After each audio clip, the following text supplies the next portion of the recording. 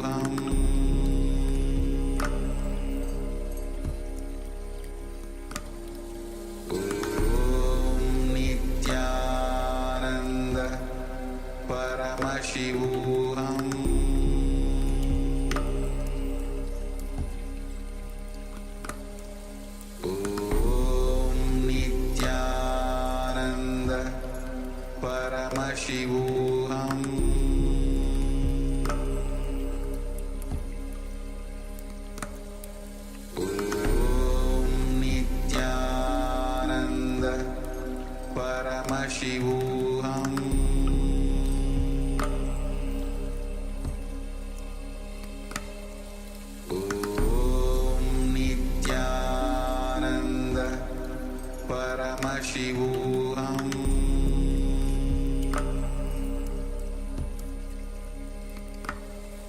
Om Nithyananda Paramashivoham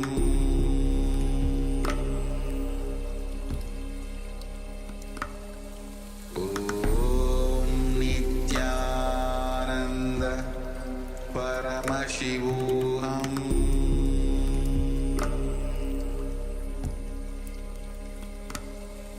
Om Nithyananda Paramashivoham. Yes. Slowly, very slowly, you can open your eyes and take a moment to share what was revealed to you. Even if it were just few words, single word, few sentences, or the whole paragraph or the page itself. Take a moment and share. And it might have come in terms of visuals, images, even in terms of some sound or some feeling, some experience. In any way it was revealed to you, you can, without any hesitation, without any filtering, without thinking that, oh no, this cannot be, so you just ignored it, discard it. Don't ignore, don't discard. Take a moment and share.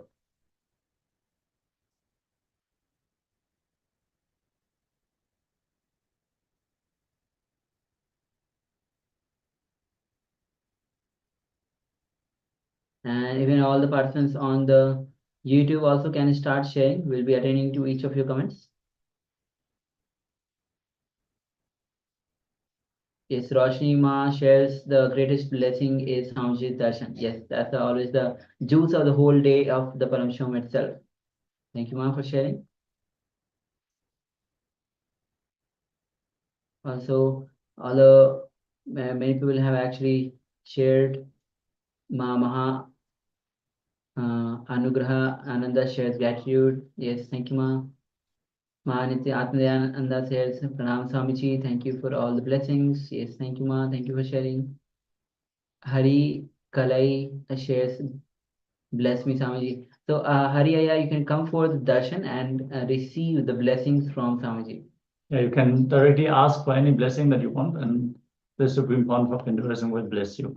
So make sure that you come for the darshan, which is going to be in another 3 hours, 2.5 hours. So make sure you are there at that time. All right. So if you are still sharing, please go ahead and share while we'll be projecting you the page that we had shown for a few seconds. Yes. So the page reads,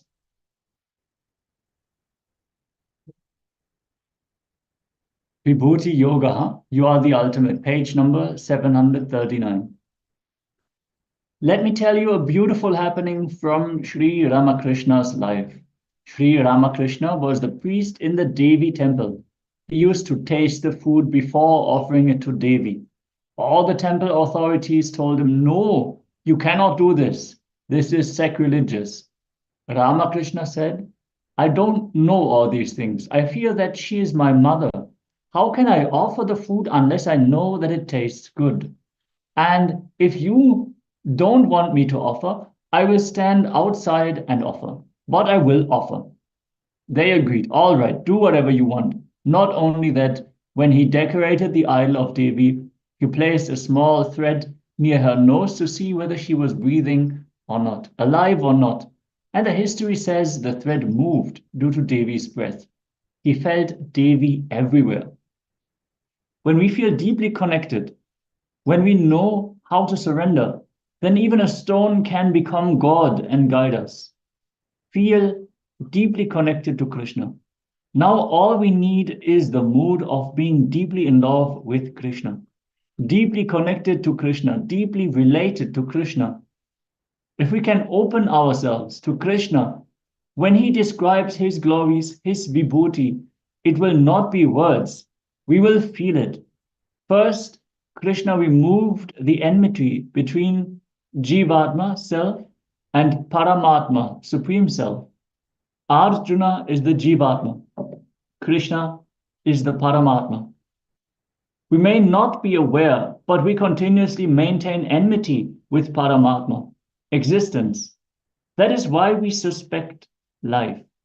We have fear about what will happen in the next moment. We are afraid of life because we don't believe what is going to happen the next moment will enrich us. We don't trust existence. All life insurance policies are only because we don't trust existence. Understand that life insurance is not life insurance. It is death insurance.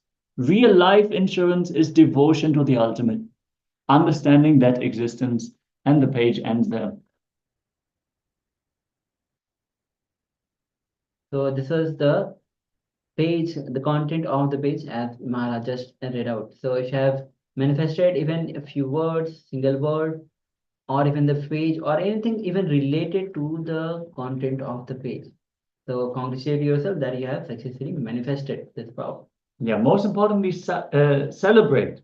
Whether you feel you have manifested or not, whether you can relate or not, we are manifesting this power to manifest oneness with Paramashiva, celebrating the space of oneness with Paramashiva.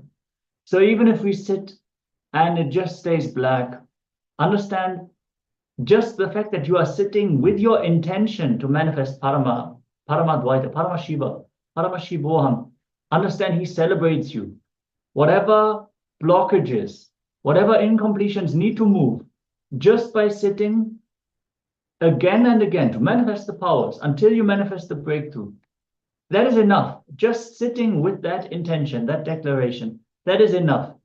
And that already is such a maturity. If you look what kind of births you would have taken, millions and millions of different bodies, different lives, so many different mothers, different fathers, different siblings, different husbands, different wives, experienced every situation. And now you're sitting here declaring that you are Paramashiva, whether it has become your experience or not, whether you feel you are successful or not. Understand you are already successful by sitting here and declaring you are Paramashiva.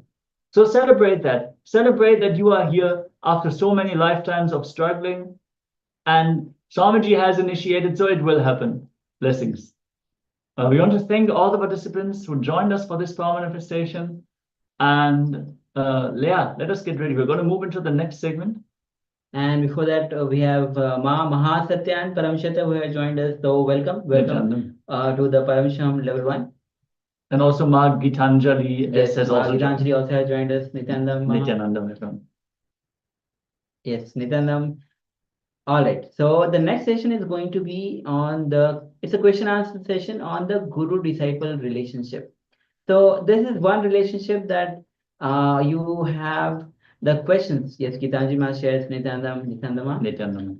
So this question answer session is very much relevant for each one of us, as the relationship between the guru and disciple, basically the relationship between you and Swamiji himself and the guru himself.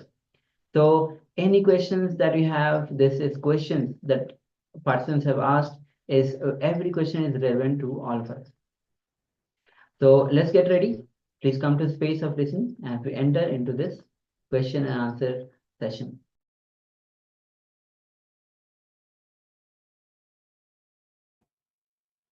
Zen Buddhism, there is a beautiful story. Zen masters are the real master surgeons. And they are really wild people. To give enlightenment, they will go to any extreme.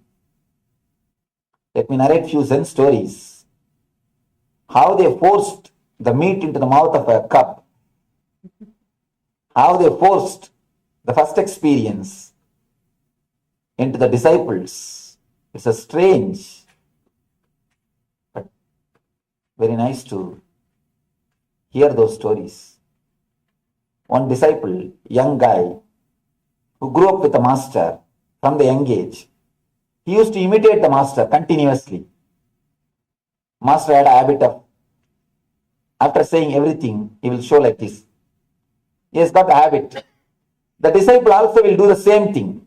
He will stand behind And whenever master gives a discourse, he will imitate the master. He will repeat. He will do the same thing. One day suddenly, master just removed his sword. The Zen master used to have a sword. He just removed his sword and cut the hand. Just chop the hand. The disciple had so much of trust and he was so much connected to the master. Immediately, without a second thought, he felt, if master does, there must be something good. He must be doing only for my good. That trust, actually, when you enter into the ultimate fear, deep fear, if you are conscious and aware, you enter into the enlightened zone. If you are moved, if you are unconscious, if you are shaken away, if you are taken away by your emotions, you fall into the lower level conscious or lower level spaces. If you are aware in the peak moods, you enter into the higher level consciousness. This guy had such a deep trust towards the master. Even when his hand was cut, he knew for sure, it was very clear, something is good. If master does, it must be something good for him. And that very trust transported him to the higher level consciousness, suddenly experienced the enlightenment. Story says he became enlightened. Now other disciples, they took care of him. They did some whatever has to be done, the first aid or whatever possible help. Once he got healed, some disciples asked Master, it's nice, he became enlightened, but he lost few fingers. Why should he lose few fingers for enlightenment? Master says, people lose lives, thousands of lives for enlightenment. Few fingers are okay, leave it. Good bargain. It's something not bad. Another beautiful incident of same kind. One person went to the master asking for enlightenment. The master was walking on the third floor of the building. The disciple was walking behind him. Master, please help me, guide me, give me enlightenment. Suddenly the master turned and pushed the disciple from the third floor. Just he pushed.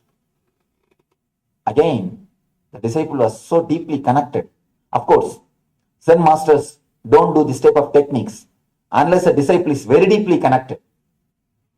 Only the right disciples, this type of techniques are used because these are instant techniques to give enlightenment. Straight techniques. Again, the disciple was so connected, so deeply connected. He felt when master does, there is something good. And when he fell, he was just floating in the air and fell like a flower. The story says the moment he touched the ground, he touched the heaven.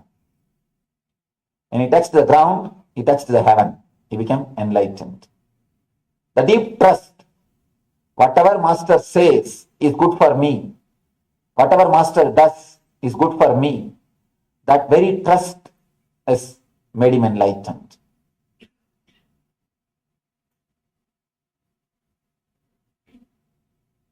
Master never allows anybody to get stuck with the ordinary experiences.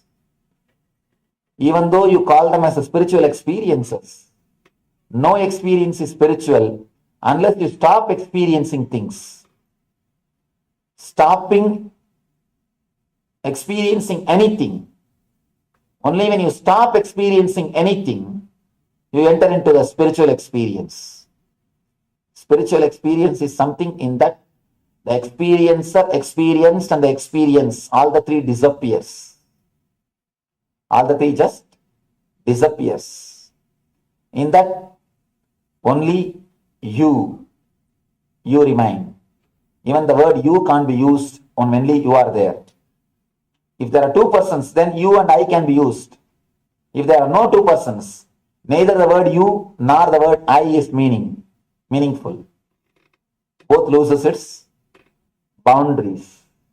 When the boundaries are lost, the word you or the word I cannot be used.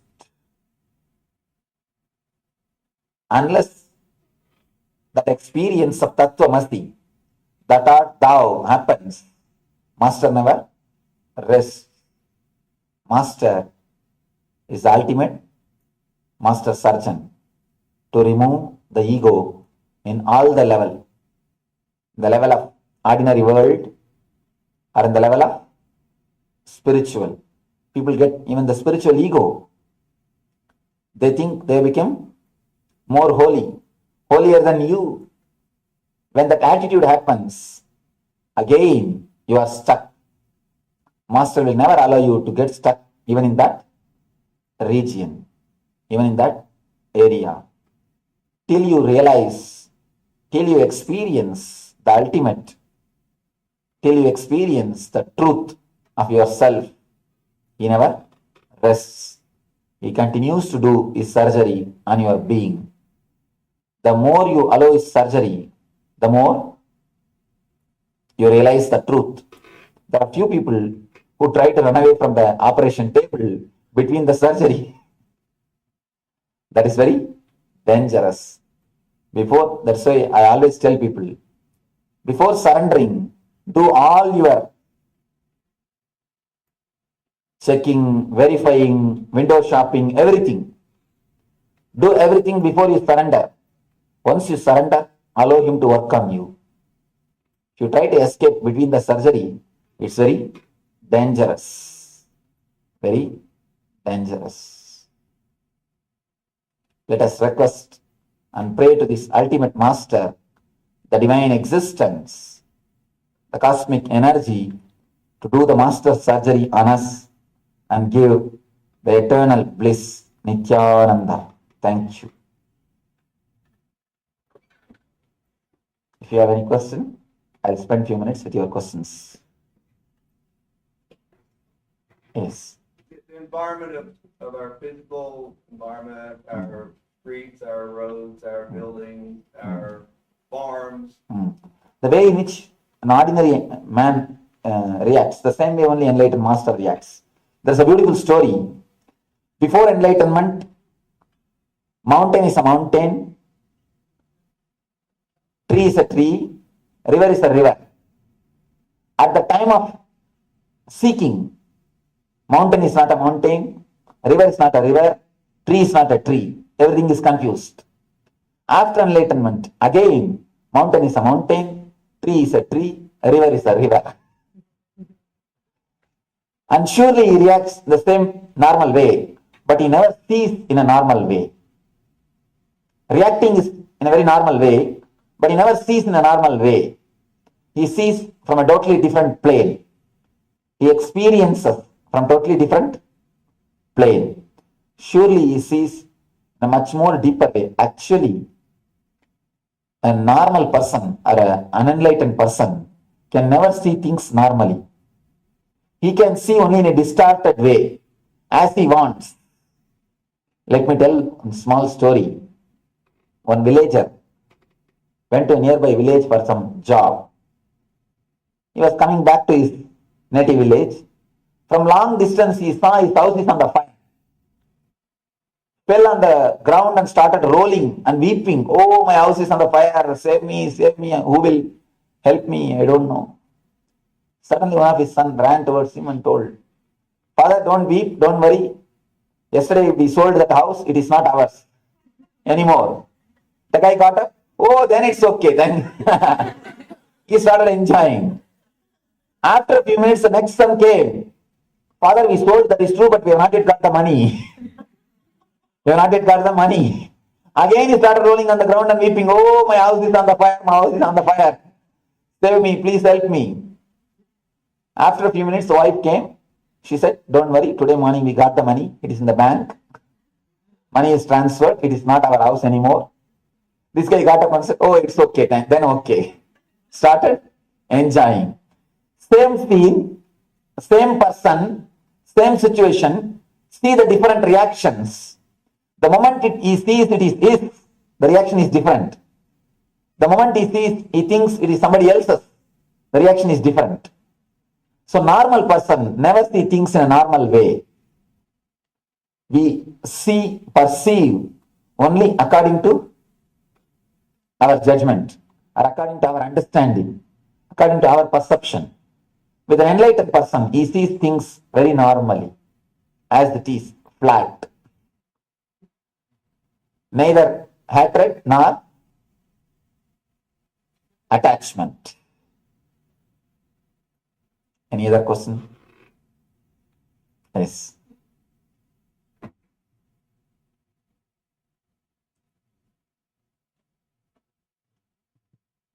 This on.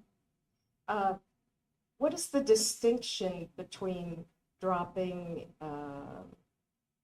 letting life flow, and laziness? In laziness, you will always be tired. You see, understand important thing, tired of taking rest. The more you rest, more you will be tired. Be very clear. You see your own life. The more you rest, more you will be tired. Laziness will always have tired of taking rest. Letting go, you will be again and again fresh and alive. You will be just bubbling, radiating. If you are bubbling, radiating, alive 24 hours, you are letting go. You are allowing the life energy to penetrate you and live through you, express through you. If you are 24 hours tired, you are lazy. Verily, by your experience, you can understand. See, a person who allows the life to penetrate him, who just lets go the things, who just surrenders. The person who surrenders, he will never have a doubts or confusions. The person who is in laziness, again and again will have confusion. What am I doing? Is it right? Am I doing right thing? If you are having confusion, please be very clear, you are in laziness. The moment you surrender, this confusion will disappear. You will be in ecstasy. That's only difference. Next.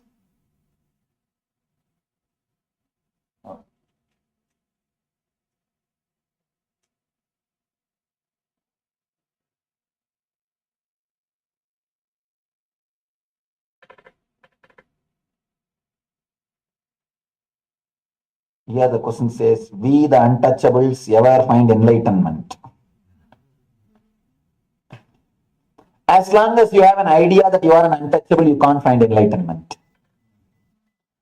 The moment you drop that idea that I am untouchable, you are enlightened. There is nobody who is untouchable. No, the very idea that untouchables is something wrong. I think the very idea is maybe because of some inferiority complex. Nobody is untouchable on the planet Earth, except the person claims, I am holier than you. He is the only untouchable, you can't touch him. If somebody claims, I am holier than you, you can't touch him. He is the only untouchable. He will not allow you to touch. Except that person, everybody can become enlightened. The person who thinks he is holier than somebody, except him, everybody is touchable. Everybody is capable of having enlightenment. Only he can't because he is untouchable. He will not allow you to touch him. Next. Yes. Please ask. Swamiji, do you know how you became enlightened? Oh. The moment you become enlightened, the very doubt disappears, whether you are enlightened or not. The very doubt disappears. And you are just clear. Do you know you are seeing me? Are you clear about that? Same way. How you don't have any doubt about you are seeing me or not. Same way I have no doubt. It is just a clear-cut vision or experience. Straight away you see it. You experience it. So the question simply disappears. As long as you have the question that whether you are enlightened or not, you are not. Please be very clear. As long as that question is there, you are not. Once you are, the question disappears. Yes.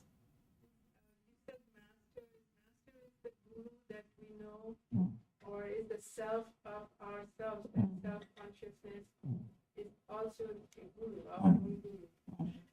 Consciousness is guru. Conscience is not. We always mistake conscience as a consciousness. Conscience means it will tell you, do this, don't do this. Do this, don't do this. These do's and don'ts will be given to you by conscience. You will always be fighting with conscience. The more the conscience you have, more your life will be dead. More you will be schizophrenia. More you will be a split personality. With consciousness, you will never have a doubt, should I do this, should I do that? You will just be very clear. You will just do what has to be done. So with conscience, you will have a continuous fight. Please be very clear. If you are having conscience, don't think it is your guru. No. If you are having consciousness, then it is your guru. Yes. How we can enlighten us and what can help us to enlighten? It is as simple as 1, 2, 3. 1, start meditating. 2, continue meditating. 3, continue meditating. Meditation is the only key to experience that you are enlightened. Just enter into the meditation, of course, which is your natural state. Start with some meditation technique. Enter. Surely you will see that you will experience that ultimate truth, which is your being. Even though you don't believe you are a lion, you are lion. Yes. Don't we have to do specific practices like in Patanjali Yoga Sutras, like yamas, niyamas, brahmacharya? And I tell you, the yama, niyama, even after death, you will not be convinced that you have done perfectly. The yama, niyama is a nice technique to escape for you and for the master. If you press the master, why still I am not enlightened? He can always quote, you are not practicing yama, niyama properly. And you can convince yourself, I have not done that properly, that's why I am not becoming enlightened. Yama, niyama is a nice method to postpone. According to my experience, I tell you, yama, niyama happens after you enlightened. After you get enlightened. Never before you get enlightened. You can never be completely, honestly truthful. Tell me. The first rule is ahimsa. Asteya. Ahimsa means that non-violence. And then satya means truth. Then brahmacharya, celibacy. Then comes the asteya, aparigraha, means living with minimum things. All these things will happen after enlightenment. It can never be done before enlightenment. If you try to do before enlightenment, it will be like a plastic flower, plastic rose. It will not be like a real rose. I tell you, straight away start working for meditation. Work towards the enlightenment. Let the enlightenment happen, then all these things will follow. At least in my experience, I tell you, I have seen thousands of yogis. I have not seen a single yogi who accomplished all these things and then went to meditation. No. It is not even 8 steps. It is 8 parts. All the 8 should be at a time practiced. All the 8 should be practiced at a time. It's not that you will go step by step. No. It is not Ashtapadi. It is Ashtanga. Anga means part. The word Sanskrit word you should understand when Patanjali says Ashtanga Yoga means 8 part of the yoga. Not 8 steps of the yoga. 8 step means first step you will finish, then you will go to second step, then you will go to third step. That's the way. But here, it is not 8 steps, it is 8 parts. So 8 parts, all the 8 should be practiced at a time. Only then you will be able to realize. Never think you will do first one, second one, third one. No. The first one itself will never be completed unless you experience the enlightenment. Yes. Yes. How do you release doubt? How do you? How do you release doubt? Doubt. That's a nice question. Just surrender. Tell the divine. You are the person who gave the faith. You are the person who gave the doubt. Have both. Leave me. Doubt about yourself. And again, that's what. You see, of course, you can surrender to the divine. You can say, again and again, I am having doubt about myself. There is some part believing in me, some part doubting me. Please just take both and leave me. You can surrender the doubt and faith both. As somehow you wanted to keep the faith and you wanted to relieve only the doubt. That's where the trouble starts. Drop both. Then you will go beyond. To the conscience of, do this, do that, having to eliminate that, to enlightenment. The sociopath, serial killer has no conscience, no doubts. How do you throw the baby out with the wash? That's wonderful thing. Wonderful question. A real man who is with conscious will never hurt others. He can't hurt others. He can't disturb others. He feels the other being also himself. He can't kill others. He can't do anything wrong. The person with conscience, even if he does not do wrong, he will be violence in his being. A person with conscience, he may not kill with a knife, but he will be killing the people with his word. He may not use the sword, he will be using the word, because his being will be very violent. So with conscience, even if you are non-violent socially, it's not okay. But with consciousness, you can never be violent. And according to me, morality should be based on consciousness, not on conscience. This whole NSP, this weekend workshop, which I am doing, is all about this conscience and consciousness. The conscience is the poor substitute for consciousness. Because we are not able to experience the consciousness, we cut out of the conscience, we start living based on that. This whole NSP, these 2 days, I am helping, or I am trying to see that people reach there at least one glimpse of consciousness. They experience at least one glimpse of consciousness, so that they start living with consciousness instead of conscience. I always tell people in that whole program, the conscience is just a mask, or anything based on conscience is only skin deep. You know how deep the skin is. It is not going to be eternal. Anything based on consciousness will be eternal. Surely we should work for conscious experience. Just because we don't have conscious experience, we should not compromise with conscience. We should not compromise with conscience. Our morality, our understanding, lifestyle, everything should be based on consciousness, not on conscience. See one thing, when it is based on conscience, it is naturally based on fear and greed. See, when the idea that you should not speed up, if it is based on the fear, naturally when you don't see the cop's car, you will raise the speed. Automatically you will raise the speed. And it's little tasty also. To break some law, you feel it becomes very tasty.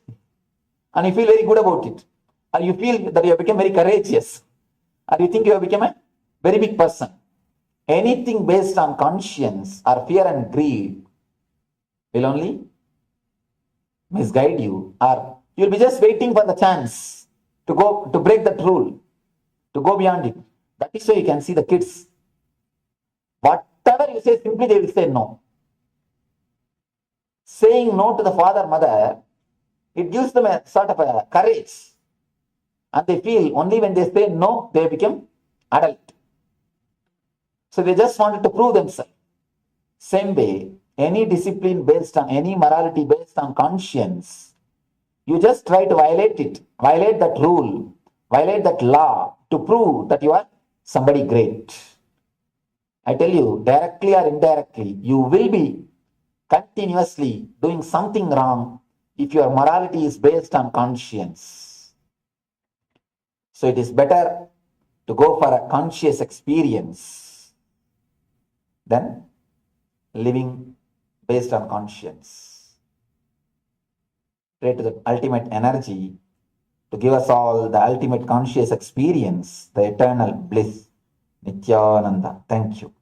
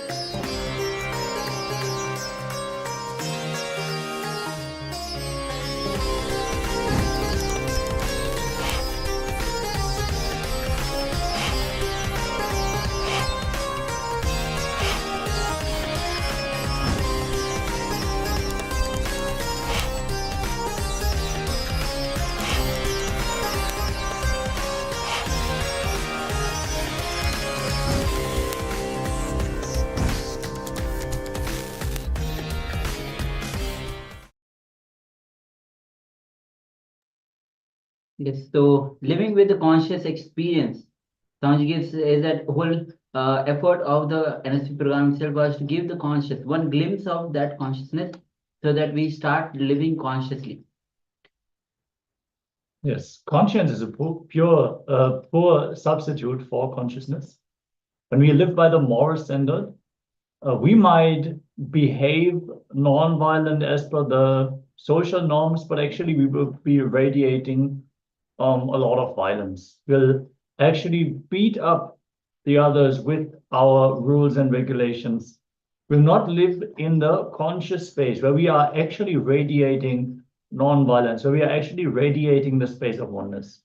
So conscience is a poor substitute for consciousness. Let us work towards manifesting consciousness.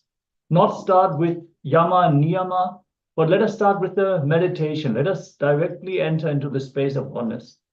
That is the way Swamiji is teaching. That is the way it was intended even by Patanjali. Not Ashtapati, but Ashtanga. So 8 limbs, 8 parts, not 8 steps. So that is also why Nithyananda Yoga, all the different components are performed at the same time. It is not that you learn one thing and from that you progress to the next, to the next, to the next. No, everything all at once at the same time. That is how you integrate it into your very being. Yes, that's why I share that yama nima is you don't have to practice first and then work for the next. And Swami shares that only after enlightenment you'll be able to establish yourself in yama and niyama. Before that, it's not even possible. It's just like plastic. It's like a plastic. You have just painted a plastic of it. So you don't actually perform the yama niyama before enlightenment. It happens to you just after enlightenment. So with this, now we'll be entering into the kriya, which is for the vertigo care. Yes.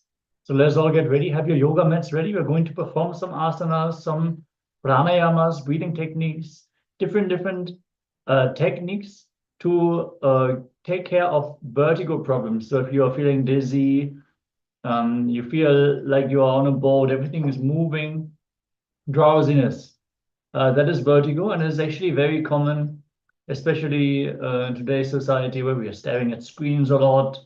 We're not keeping a proper posture throughout the day. For various different reasons, vertigo can occur. But this kriya is designed by Swamiji to take care of any vertigo problem. So make sure you have enough space to perform the kriya, and let us follow. Even if we don't have vertigo, doing this kriya will awaken the Kundalini Shakti. So it will infuse intense energy into you, and it'll also prevent vertigo from developing. So we're recommending everyone to settle down and follow along as Swamiji is giving the step-by-step instruction on how to perform this kriya.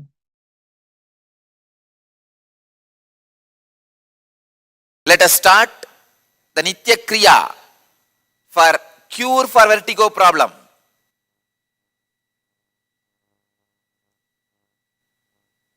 First, Koraka Jali Asanam. Koraka Jali Asanam. Please understand. The father of Hatha Yoga, Goraknatha, in his name this asana is said. Yes. Usually he always sits only in this posture. Actually I am making a murti of Goraknatha, Dattatreya, Vaschendranatha, all of them to be placed in our ashram all over the campus.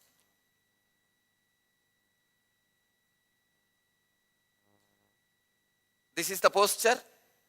Be seated in a squatting position. Insert the hands in between the thighs and the calf muscles. Interlock the fingers. Rest the palm on the navel. Fix the gaze at the tip of the nose for 30 seconds.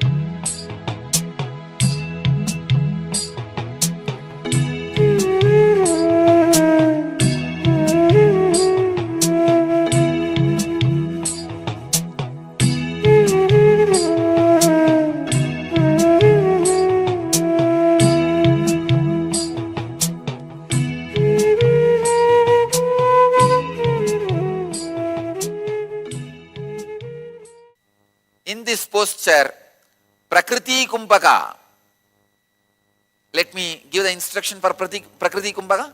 As you chant the Bija Mantra, Va, loudly suck the air in through nostrils and mouth. Then when you are full, hold as long as you can. Then slowly exhale normally.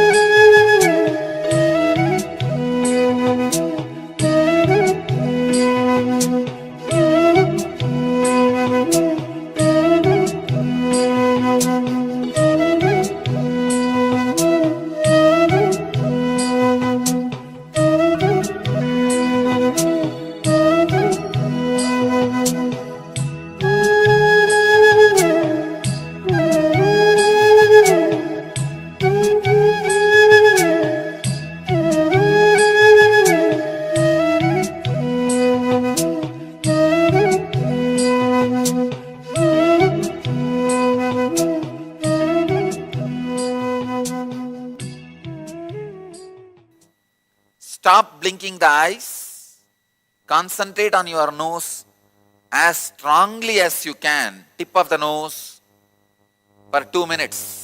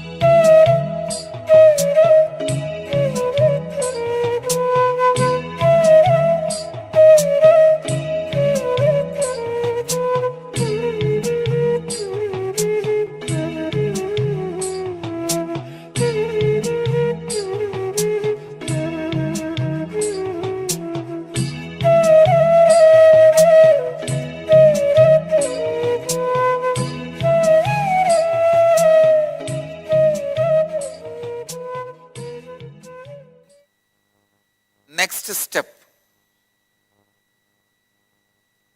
change the asana. Kanipava asana.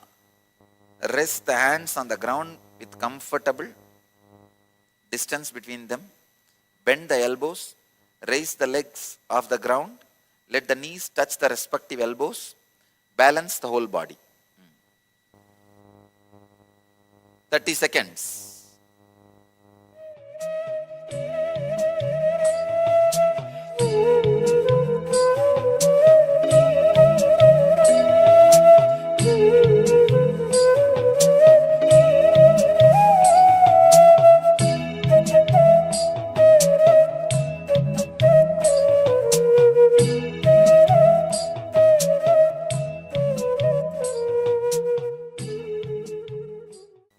Now, in this posture, Gada Kumbhaka. Gada Kumbhaka is inhale through both the nostrils, hold the breath, exhale through right nostril. Please understand, inhale through both, hold the breath and exhale through right.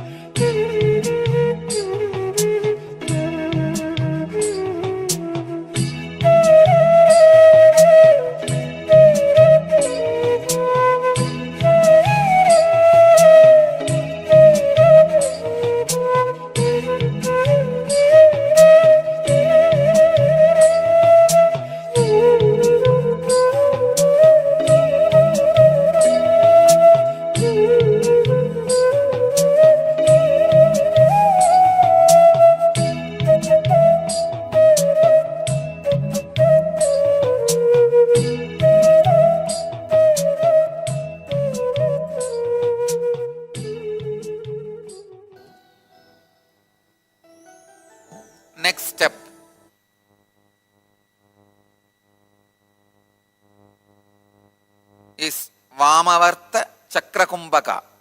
Let me give you the instruction, please understand.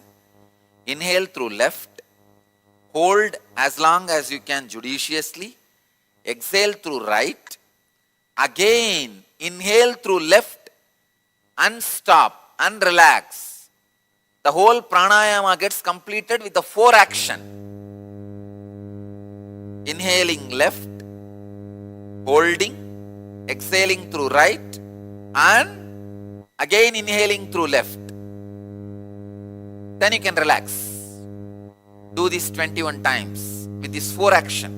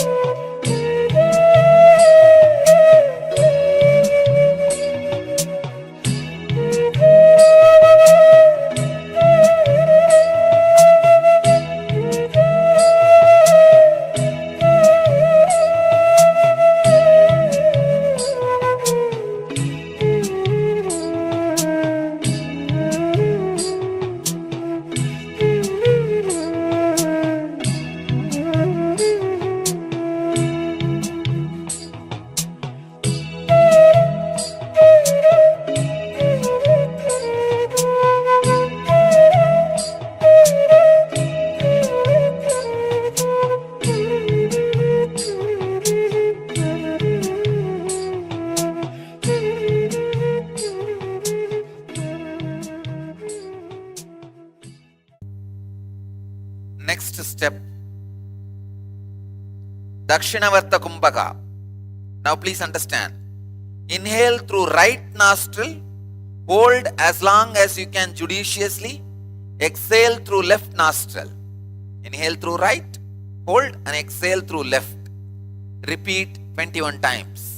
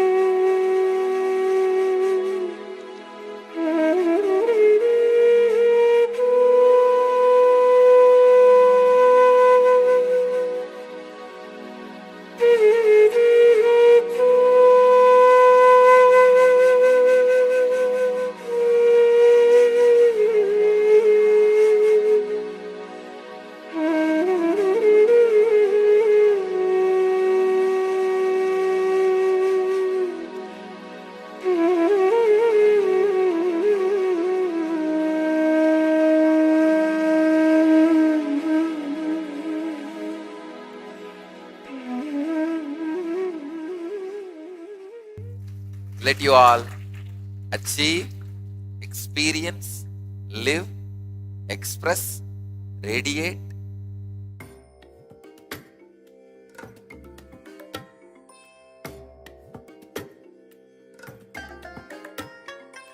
I bless you all.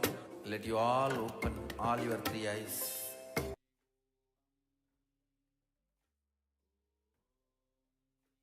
Yes, welcome back. So that was a wonderful Kriya guided by the Supreme Pontiff of Hinduism. So personally guiding us through the Kriya. So that was Kriya for vertigo. Okay. So next, let us move on to the power manifestation. So once again, the power manifestation segment. And today's power manifestation is the power of quantum memory. Before we go into the power manifestation itself, requesting participants please switch on your cameras. Yes, thank you, Transcend. Yes, thank you. So Ma Shukra Indaranda, Ma Kelly Wang, Ma Shu Wei Bing, and Shi Hui. If I mispronounce it, I do apologize. but requesting everyone please switch on your cameras and be available in the camera frame itself. Please take a moment and switch on your cameras. And let us manifest this power of quantum memory. So in this round, we'll be again one page from Science of Enlightenment. We'll just have a glance of it. Then we'll be manifesting the power of quantum memory. So we'll be projecting this. Again, remember, don't try to read it. Just have a glance of it. As we shared the story of how Vivekananda had a glance of it of a book and just read he knew the whole detail of the book. And even Swamiji, he just have a glance of her book, and so many books he had just without even reading, he knows all details what. So just take a glance of it. That's all. Yes. All right, so now that we've taken a glance at the book, at the page of the book. So it is the book, The Science of Living Enlightenment. Let us now just sit comfortably with the head, neck, and spine in a straight line. Let us just unclutch from impossibility, unclutch from self-doubt, unclutch from judgment, unclutch from fear, unclutch from worries. Let us just unclutch from everything. So anytime any thought, any emotion comes into your mind, just unclutch. Just become a witness. That's it. Just a witness. Don't get involved.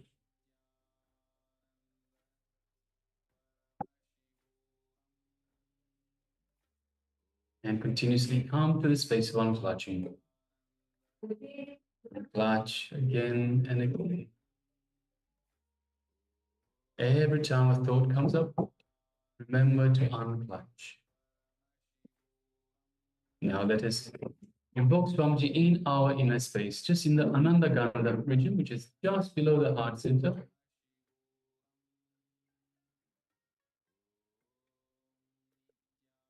Just a mere remembrance of Swamiji, the visualization of Swamiji in our Ananda Gandha invokes the Master in our inner space. So let us just visualize, remember Swamiji in our inner space. And let's feel Swamiji's love, his compassion, his infinite grace just radiating in your inner space.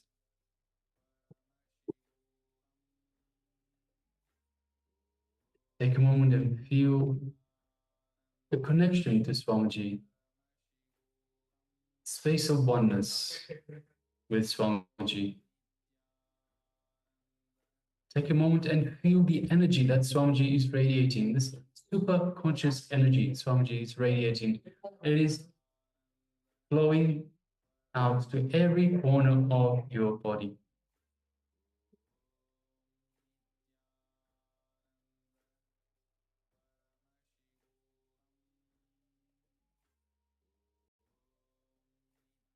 And just take a moment and feel this space of oneness with Swamiji.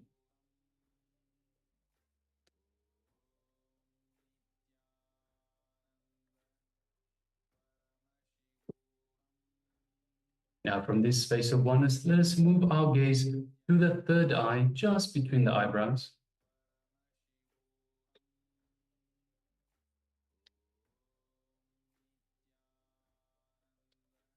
And through our third eye, let us look into Swamiji's third eye, thus creating a connection.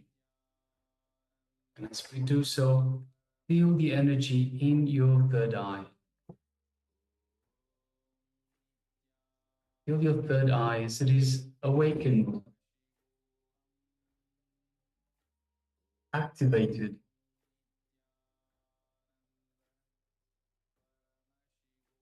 From this space of oneness, let us start manifesting the power of quantum memory.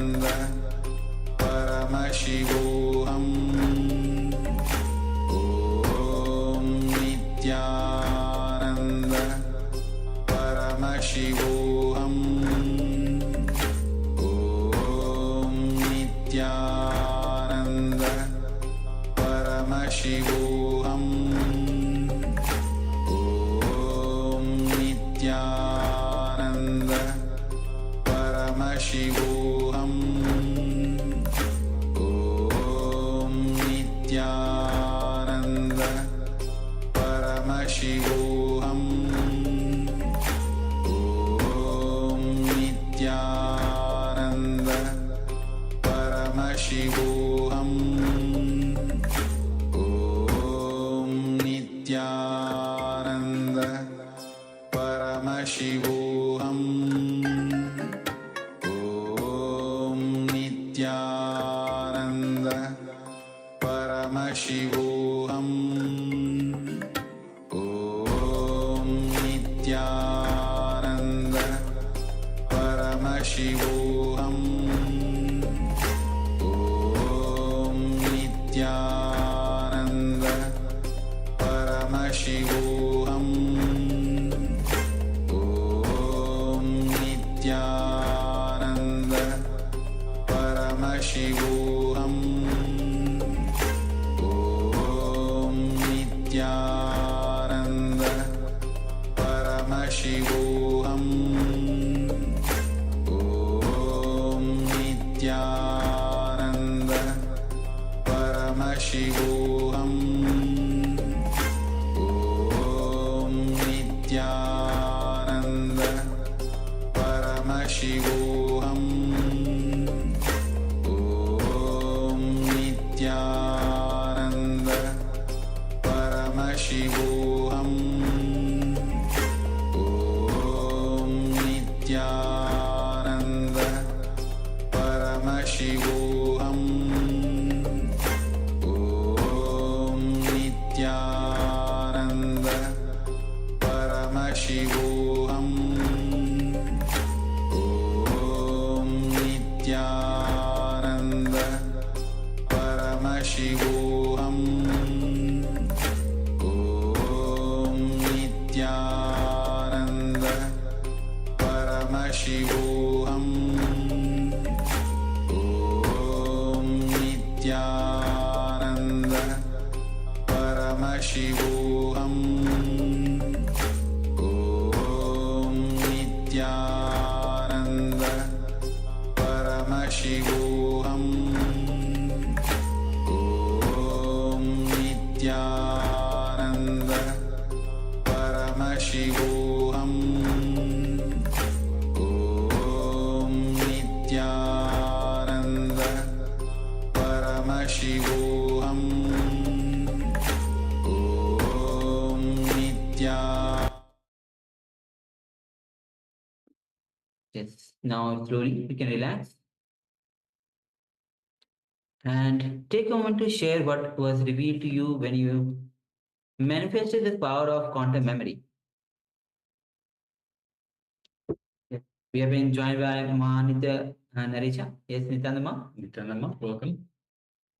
We just are into the power manifestation of power of quantum memory, where we are asking persons to share what was revealed to them through the third eye from the intelligence to recollect large information from the intelligence behind the brain. Take a moment and then we'll be verifying, we'll be projecting the actual page, which was, we had a glance of it, page number 240 of the Science of Living Enlightenment.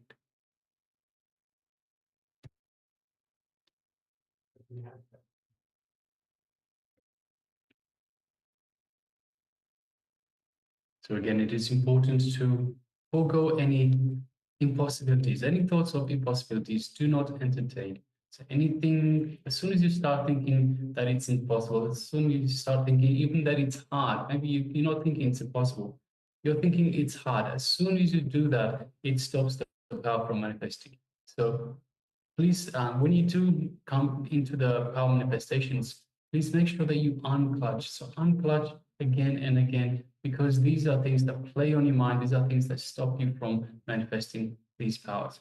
So anything that where you're thinking that it's impossible or it's hard, or anything where you're thinking you have some self-doubt, I don't think I can do this, anything like that, anything that where you're judging in terms of the power manifestation itself.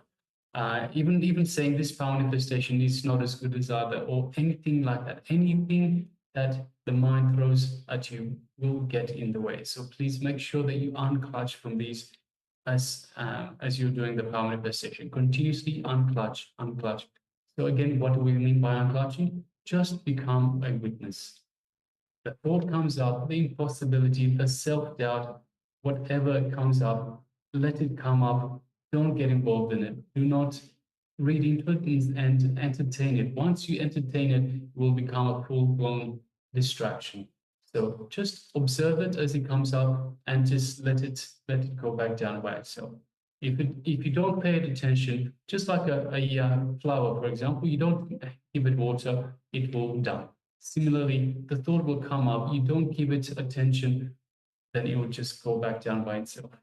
So again and again and again, unclutch. Come back to this space of unclutching. Come back to this space of, the more and more you unclutch, you will find you come to a space of restful awareness. Restful awareness where you are comfortable in a zone with limited thoughts, with a small number or even zero thoughts. And this is when you find your connection to Paramashiva, your connection to your true self. So your true self is Paramashiva. So this is again and again, continue to unclutch, unclutch, unclutch until your mind comes to a restful awareness. And from this space, the powers manifest. So yes, take a moment, and in a moment we'll be revealing, we'll be sharing what was the actual page number 240 of the Science of Living Enlightenment.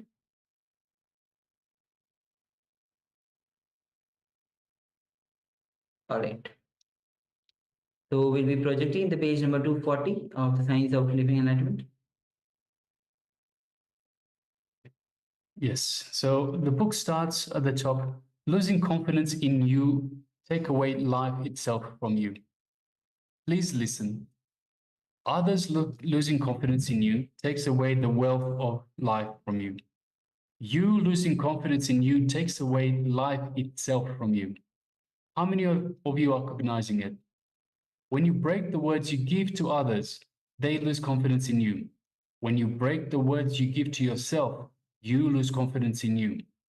If you do not honor the words you give to yourself again and again, then the habit of not honoring the words you give yourself becomes part of your muscle memory.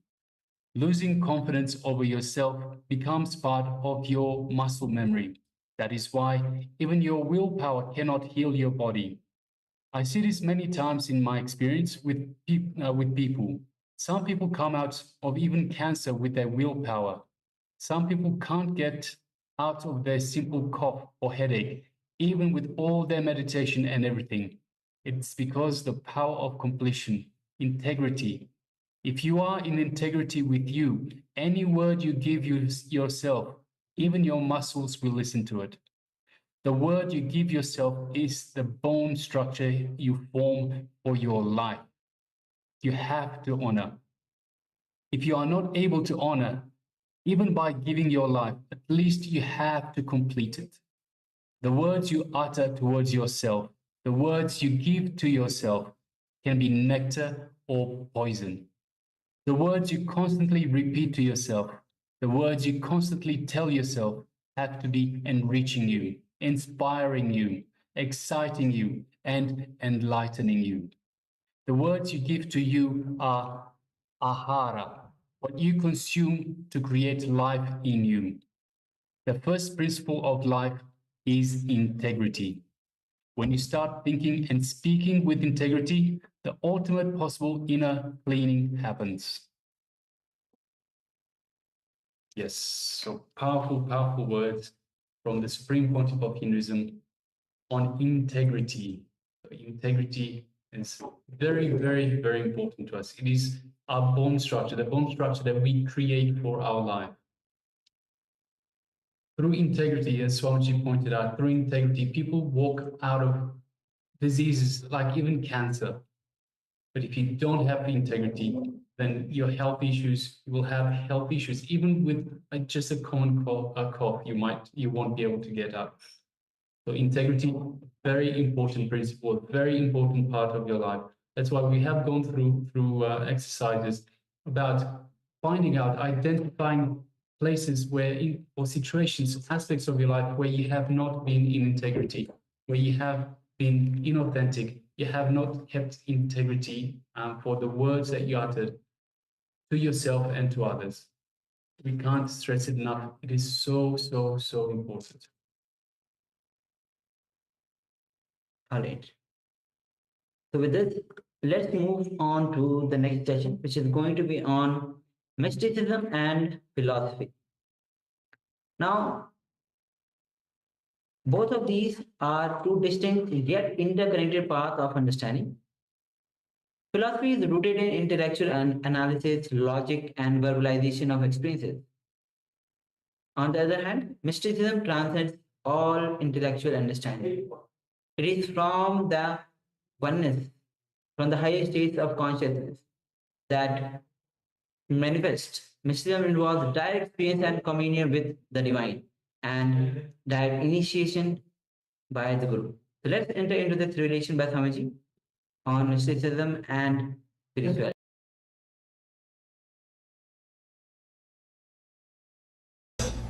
We have a general concept. Mysticism means it is only East. Philosophy means only it is West. It's not true. There are many enlightened persons, great mystics who are born in the West. There are many dull philosophers, dry intellectuals who are born in the East. So both has contributed for mysticism and the philosophy. So we will reduce the title to mysticism and philosophy.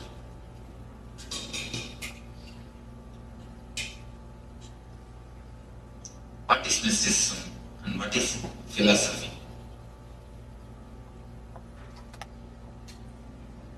Philosophy is intellectual, the knowledge, the informations, verbalizations of experiences,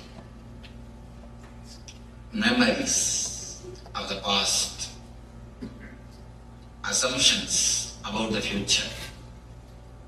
These are all philosophy. It is more based on logic, collecting the information, analyzing them, coming to conclusion.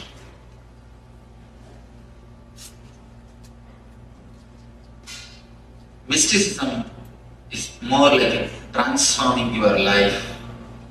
It is the alchemy which happens in your being. The word alchemy you need to understand. Alchemy is the science through which they used to make lower metals to the higher metals. Copper can be transformed as a gold.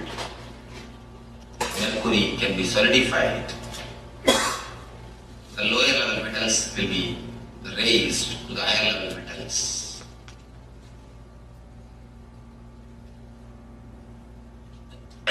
Alchemy is the process which makes metals pure.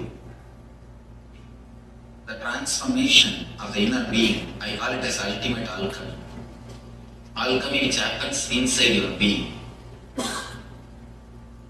man becoming God, devil becoming divine. The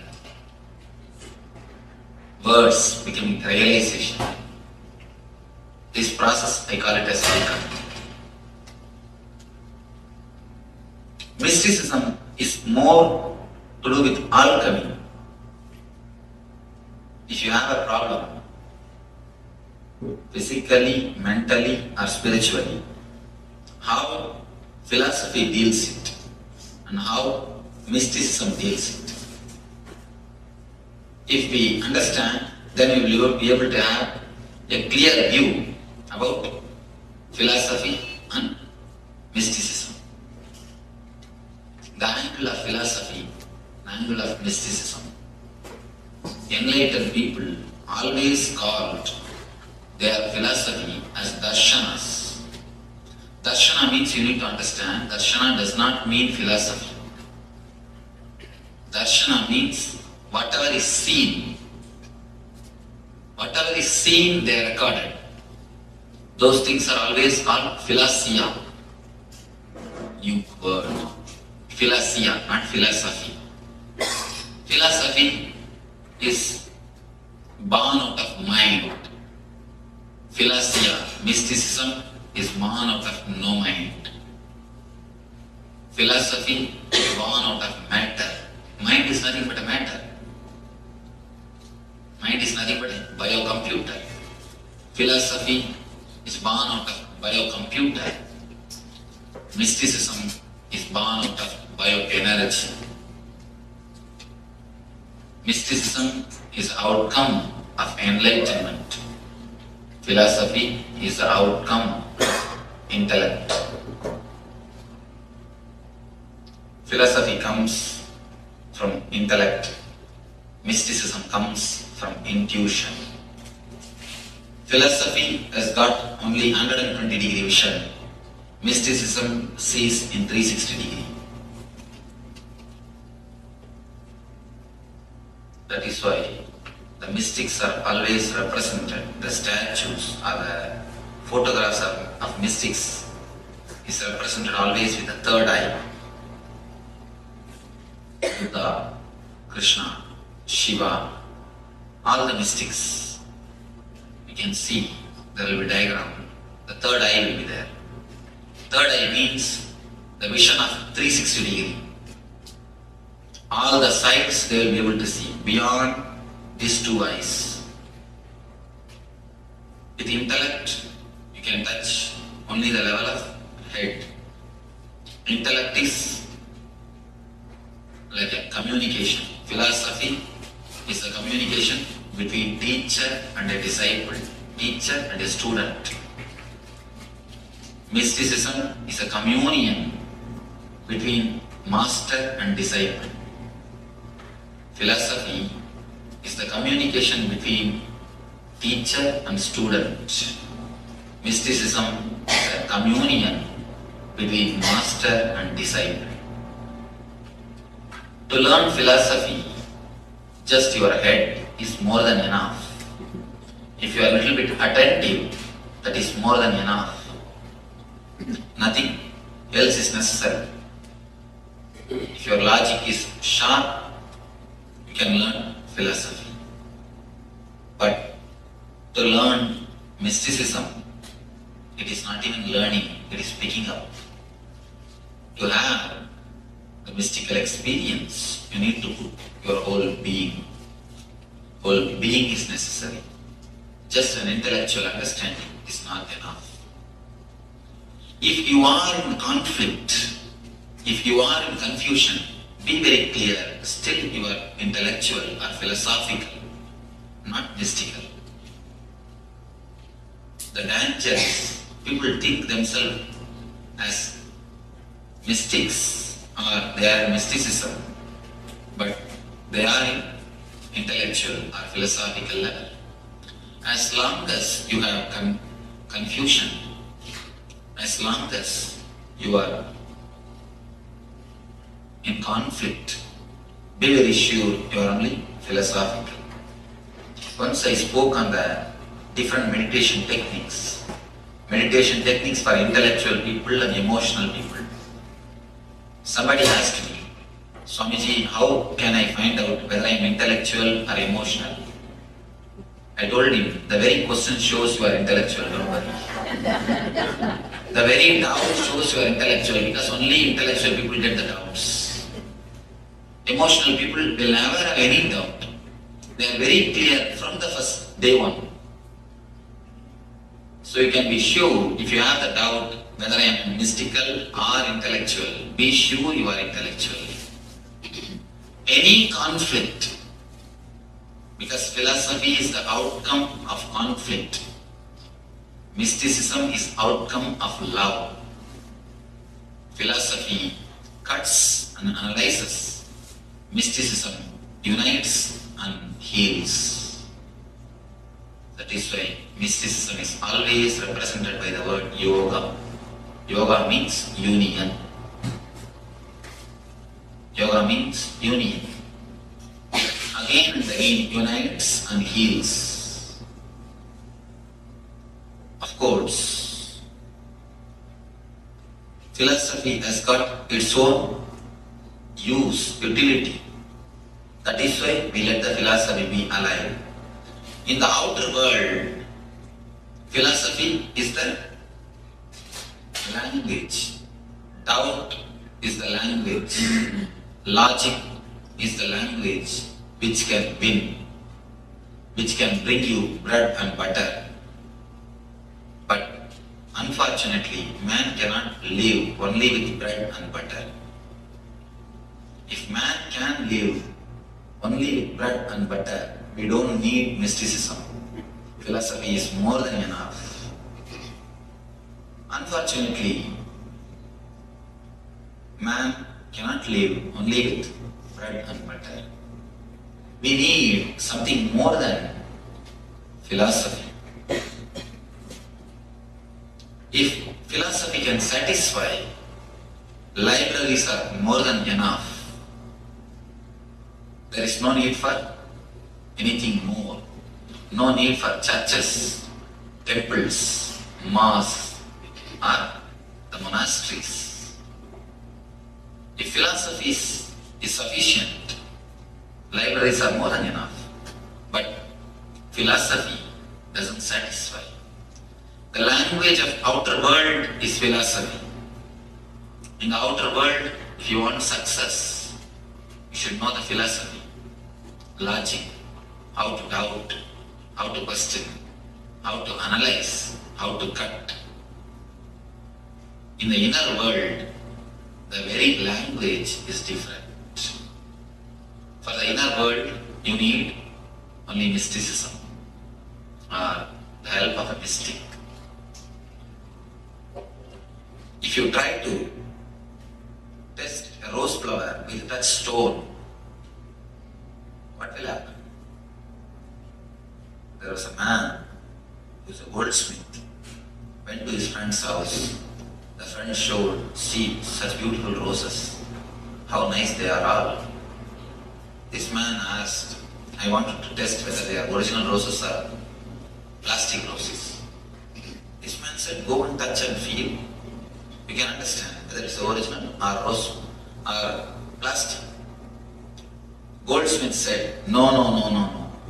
According to our profession, we test only through touchstone, never through, just by touching. So he started plucking the roses and rubbing it against the touchstone.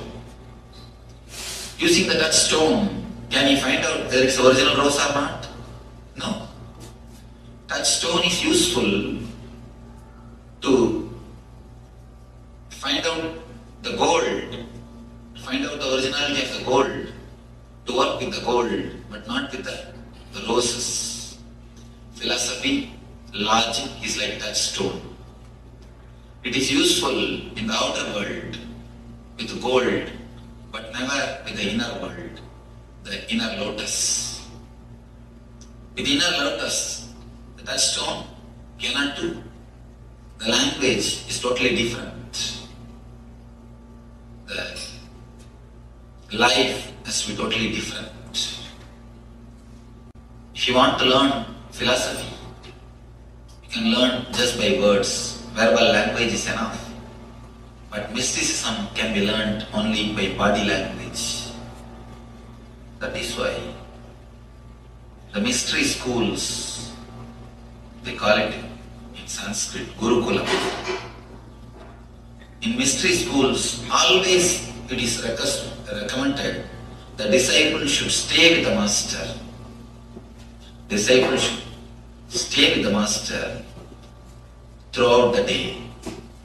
From morning till evening, disciples are requested to stay with the master. If you want to learn something verbally, you don't need to stay. The concept of school and concept of Gurukulam is totally different. In school, you learn philosophy, you learn words from teacher. whatever may be the teacher's character, you don't need to bother about it. Whatever way teacher may live, you don't have to worry about it. If teacher can repeat what is in the books, that is more than enough. You don't need to bother anything else about the teacher or the teacher's life. Just if he or she repeats what is in the book, over. You will learn, come away. That is why schools are always part-time. But the mystery schools, when you want to learn something mystical, mysticism, you always need to be with the master. Here, verbal language is not useful. Here, from body language you learn. It is more by his presence than by his words. It is more through communion than by communication. Communication became useless in the presence of the master. I tell you, whenever you feel you have understood something from master's words, be very clear, be sure you have misunderstood. Whenever you feel the satisfaction, oh, I am learning so much from Swamiji's discourses, be very clear you are not learning anything. Somebody asked me, Swamiji, I do not know English, can I come to your class discourses? I told him, you are the right person to come and sit there. At least you know, you don't know. People who know the language, they think they know, but they don't know. That's really, it's a pathetic condition. If you know, at least you don't know. You know you don't know. If you don't know that you don't know, you don't even know you don't know. Most of the time, if you think you are learning something from me, you are getting something by attending these discourses, be clear you miss much. The importance of being here is not to listen to my words, but to listen to my silence. Not to listen to my words. If you listen to my words, you will miss the greatest thing which you can have from me. If you have the communication, you will miss the communion. You may ask, then why I am speaking? If I don't speak, you will start speaking within yourself. That is the reason I continue to speak. But if you observe, you can see many times I will be giving unnecessary gaps. For no reason, there will be gap. Those gaps are just to create vacuum inside your mind. Your mind will be just waiting. What is the next word? What is the next word? I give just unnecessary gap. If you listen my tapes, you can understand. There will be many places unnecessarily vacuum, empty. People may think Swami is searching for words. A real orator will not give gap. According to the rules of orator, a good orator will never give you gap. But I am not here to orate something or teach you something. I am here to give you something. Teaching is different. Giving is something. Giving is different. If you know how to be aware of the gaps, silence, you will have my presence. I am here, or you are here, only to have the presence, not to have communication. If I don't speak, your mind will start speaking to yourself. That is the only reason I speak. So that if I speak, at least your mind will relax. You will stop speaking.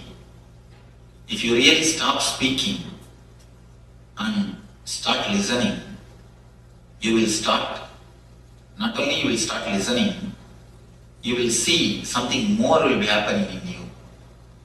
It is the presence of the Master that is important. If you think you are learning, you are missing. If you understand, there is nothing to be learned, there is nothing to be known. If you attend 2-3 satsangs, then you will understand. I am speaking the same thing. I am telling the same thing in different words. Just I am changing the words. Just I am changing the cloth, overcoat, not even cloth, overcoat. Today one color coat, tomorrow different color coat, day after tomorrow different color coat. But the main message is the same. Of course, main message can never change. The same thing I am speaking. Why I am speaking every day? So that I can make you silent. My speaking is more or less like a technique. It is not philosophy. It is not talking. It is not teaching. Actually, I don't want to teach you anything. If we can do something to forget whatever you have learned, that is the best thing. Because in the process of learning, we have lost much. If you understand this one thing, it will be nice. Till the age of 7, children think by visualization, not by verbalization. You need to understand visualization and verbalization. Till the age of 7, when you say something, children immediately see the scenes. They just visualize and then they process. But once you put them into the school, the visualization is reduced to verbalization. Visualization is just killed, destroyed to verbalization. The intuition is reduced to intellect. There was a great mathematician from India. If you have heard of his name, I don't know, Paramashivoham. A great mathematician. In his time, nobody else would even come near him. Ordinarily, other senior mathematicians, if they take half an hour for one problem, this man, this Ramanujan, will give the solution just by a second. Tell the problem, there is a solution. Simply solution is there. But the poor man doesn't know how he arrived for solution. People used to ask him, please give me the way. He says, no, I do not know. Because I think in visualization. Just I see the problem, next vision is solution, over. The thinking is more like intuitive, not intellectual.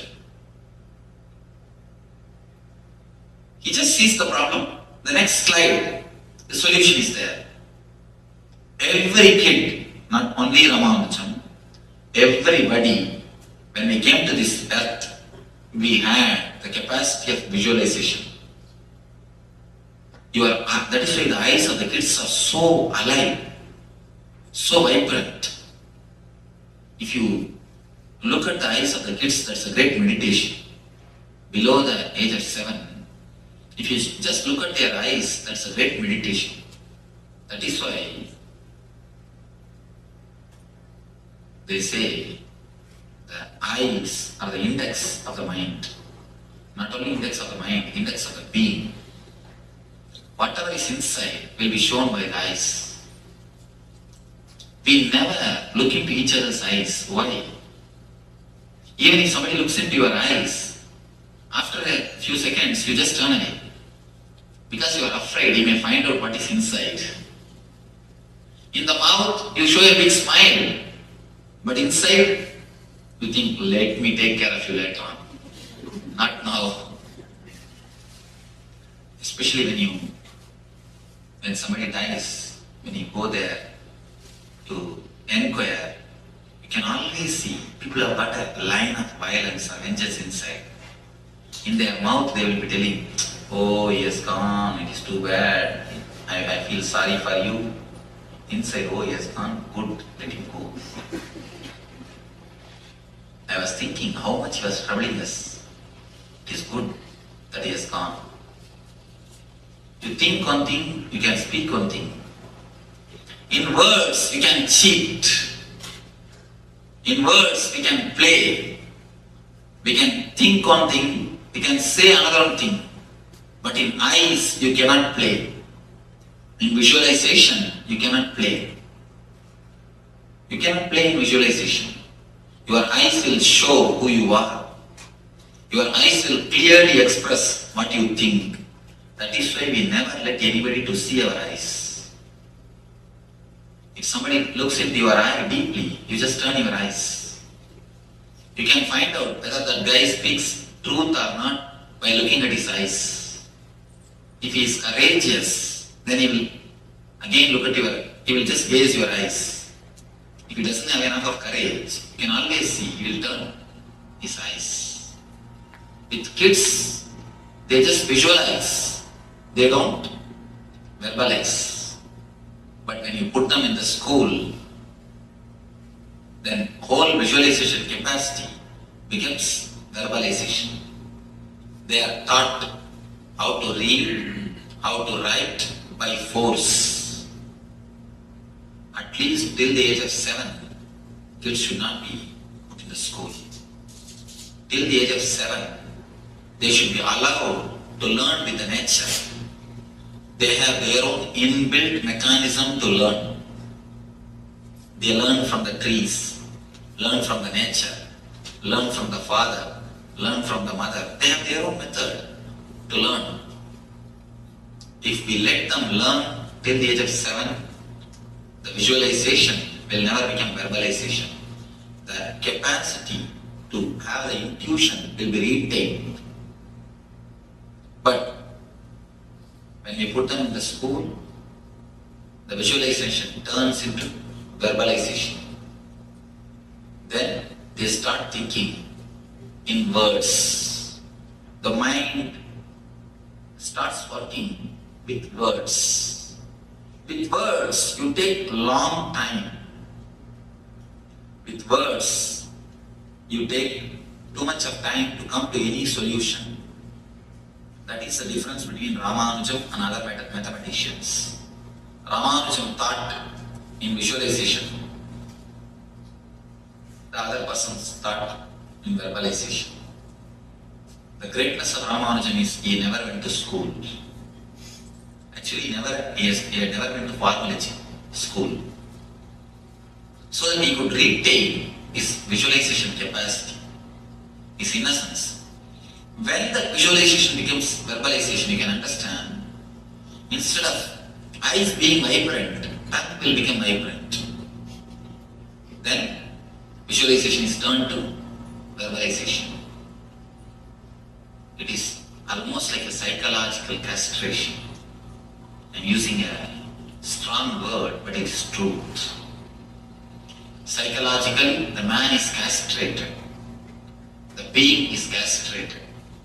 Because with visualization, any problem, you will have immediate solution. With verbalization, you have to go through a long process to come to a conclusion. Verbalization belongs to logic. Verbalization belongs to head. It is easy to have, but visualization is difficult to handle. A man who has got the visualizing capacity will have the tremendous freedom. He will be so ecstatic, joyful, you cannot put up with him. That is why, from the time immemorial, all the enlightened masters are poisoned, crucified, thrown, the stones are thrown, they were thrown out of the country. Start from Shankara, Buddha, Jesus, Krishna, every master. Of course, when the disciples write the history, they try to change. But if you see the truth, you cannot tolerate a more intelligent person among your society or amidst us. We feel too small in front of them. That is why we even reduce the visualization capacity of the kids to verbalization. Once they become just like us, buffaloes, we feel comfortable. Till we make them buffaloes, we don't feel comfortable. No parents feel comfortable with the energy of the kids. They roll this side, that side, do this, do that. You always feel uneasy. You try your best to control them. You try your best to suppress them. Once you make them silent, dull, dead, just like you, then you feel, now you are your son or your daughter. Visualization is reduced to verbalization. Philosophy is always oriented on verbalization. Mysticism is always oriented on visualization. That is why for meditation you need visualization. For philosophy you need verbalization. How philosophy deals your 3 layers of problems. How mysticism deals your 3 layers of problems. Physical illness. All the medicine system, healing system, born out of philosophy, treats the symptom. If you have problem in the lungs, only the lungs are attended. Only that portion is attended by some chemical or by some operation or by some injection. That portion is attended. But we forget to understand by giving medicine only to that portion. If you have headache, you are given medicine. What happens? Headache becomes stomach pain. Then immediately some more medicine, that becomes knee pain. Then give some more medicine, that becomes psychological depression. When you attend only the symptom or partly, because according to logic, if you attend that portion, it is more than enough. According to philosophy, if you attend that portion, that's more than enough. Because philosophy continuously cuts into pieces and analyzes. So all the system born out of intellect and philosophy touches only the symptom or that portion. We forget body and mind is one system. The healing system, which are given birth by philosophy, by intellect, says body is a biomechanism. But the healing systems which are given birth by the mystics always say body is the covering or the sheath of the soul or energy. These two concepts need to be understood. When you say body is a biomechanism, you can handle the body just like a machine.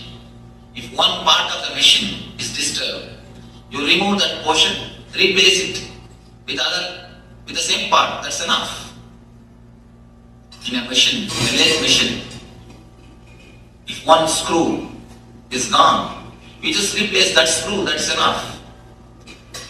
With machine, it is perfectly alright. When you say body is a biomechanism, biomachine, you use the same attitude. You handle the body also with the same mind, with the same way. But unfortunately, body is not a biomechanism. Body is something more. And according to the philosophical healing systems, logical healing systems, body is separate, mind is separate. Unfortunately, again, that is wrong. That is why, whenever you treat the symptom or only that portion, disease is only transferred or postponed, never cured. Whenever you take medication for symptom or only the particular disease, you can be sure the headache will be, you will see the headache will disappear. But either today or tomorrow it is going to come as a stomach pain. The time which is taken for the headache to become stomach pain, that period only you call it as a period of health. That's all. That gap you think as a healthy time. Either today or tomorrow the process is going to happen. One more thing, a simple thing.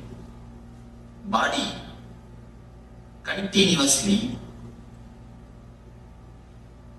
is circulated or flooded with the same energy. You cannot say, if you have a problem in the lungs, only lungs has got separate energy and whole other body has got separate energy. No.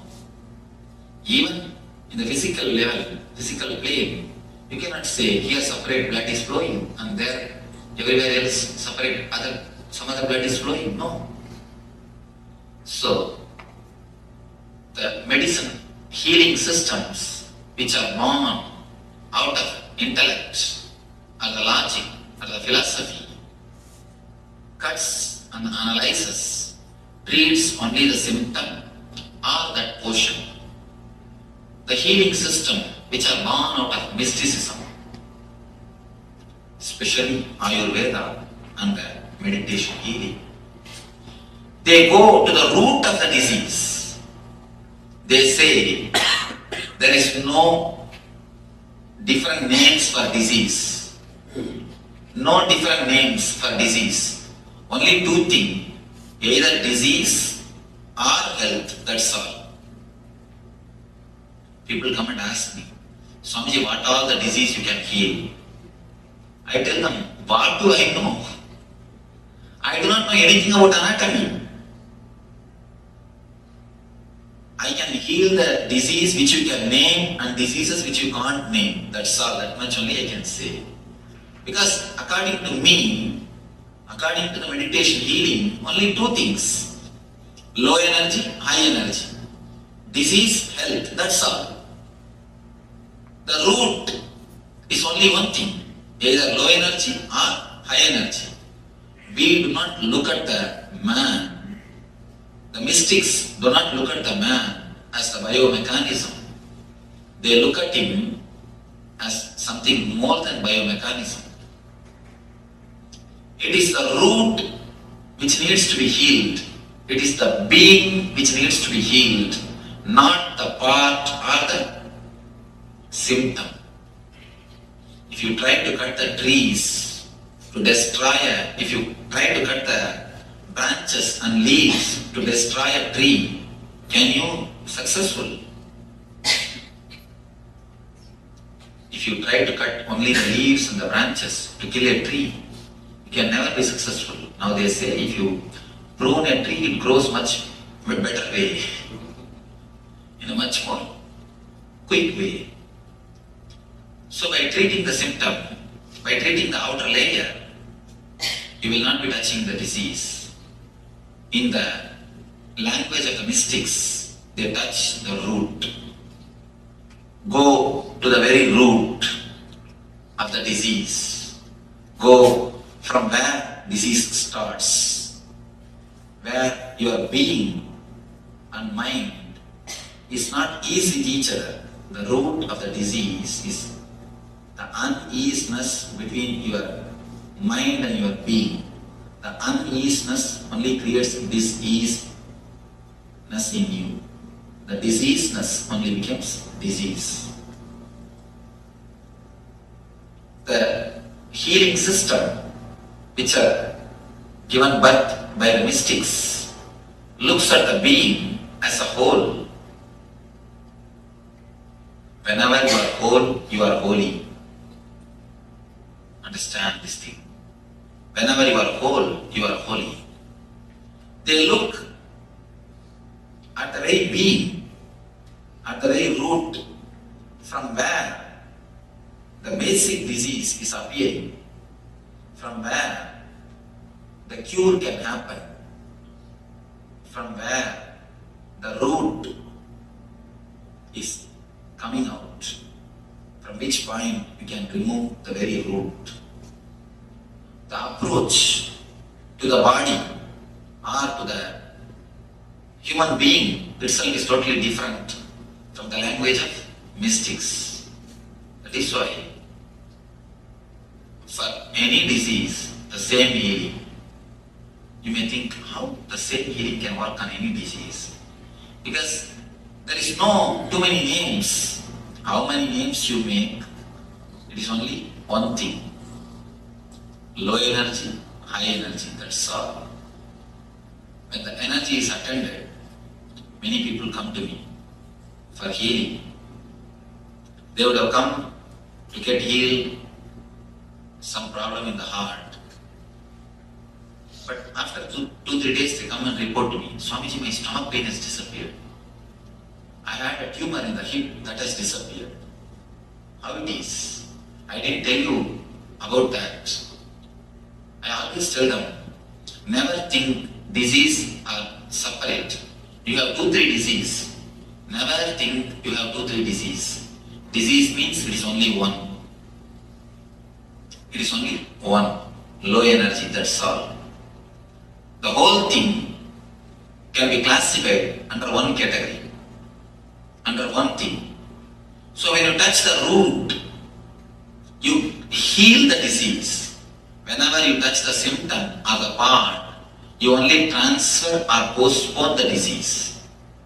When you touch the root, only then you heal it, you cure it. So the mystic's approach towards the body has given birth to the Ayurveda and meditation healing. Whenever it is necessary, some chemicals to be supplied from outside, they give the Ayurveda medicine.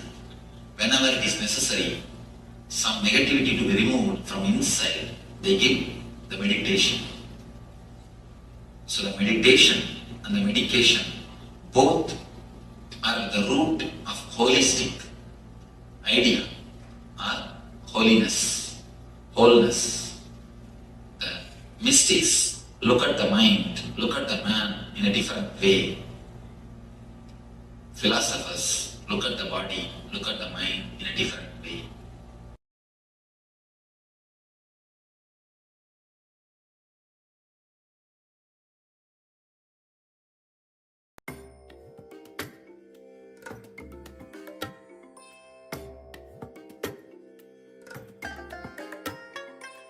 I bless you all. Let you all open all your 3 eyes and manifest the powers of Mahasudashiva. Om Nithyananda Paramashivoham. Om Nithyananda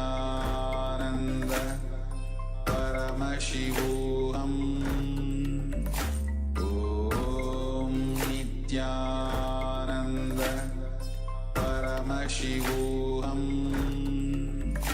Om Nithyananda Paramashivoham. Om Nithyananda Paramashivoham. Om Nithyananda. Yes, Nithyananda. So much about the mysticism and spirituality. So without ado, let's enter into the internalization exercise, where you'll be penning down 5 incidents from your life today. Where you did the mistake of interpreting it with your past conditioning, bringing wrong understanding because of your past conditioning, and seeing how your mind is behaving, how your life is happening in you. So this exercise is all about whenever, as you look down the 5 incidents just from today, just look at those incidents and where you did the mistake of interpreting with your past conditioning. Means you took the decision or you reacted out of past conditioning, not out of the present condition or the present intelligence. But because past conditioning overtook and you connected this incident with that connection, with that incident, and you reacted accordingly. So bringing wrong understanding because of your past conditioning. So the moment you connect with the past conditioning, you are clutching to the past incident, and see how your mind is behaving and how your life is happening in you. So let's take a moment, have the pen and paper with you, and let's enter into this internalization exercise.